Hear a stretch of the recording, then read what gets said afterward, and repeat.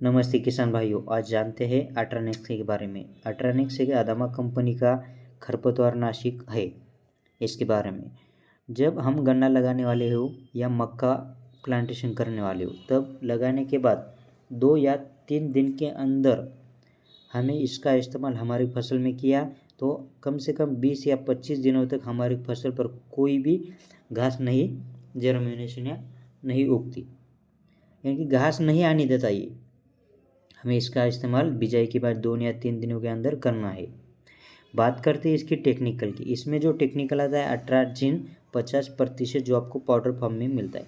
इसका जो काम करने का तरीका जो है ना, हमें प्लांटेशन के बाद हमें घास आने से पहले स्प्रेइंग किया तो चलेगा, नहीं तो घास आने के बाद भी हम इसका छिड़काव कर सकते हैं।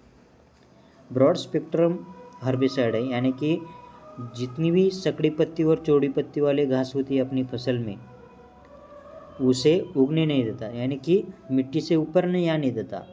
अगर मिट्टी से ऊपर आई हुई तो उसको मारने का अच्छी तरह से काम करता है। अट्राजिन हमें छिड़काव करने के बाद कौन कौन सी फसल मर जाती है? भुंगराज, जंगली सरसों, जंगली तंबाकू, बथुआ, मकड़ा घास, बड़ी दूधी, छोटी दूधी, गाजर घास, जंगली चौलाई, लटजीरा, गुल्लीडंडा, मकड़ी घास, दुब घास, आगाड़ा, रेशमगाड़ा, जितनी भी चौड़ी पत्ती और सकड़ी पत्ती वाले घास होती है हमारी फसल में, वो अच्छी तरह से मरती है। हम इसका इस्तेमाल बाजरा में करने वाले हो तो 50 ग्राम 15 लीटर को अट्राजिन ले और 30 या 40 मिली 2,4-D ले। इस दोनों को कॉम्बिनेशन करके बहुत अच्छी तरह से हमको बाजरा या ज्वार की फसल में रिजल्ट मिलेंगे। गन्ने के या मक्का की फसल भी हम ये कर सकते हैं।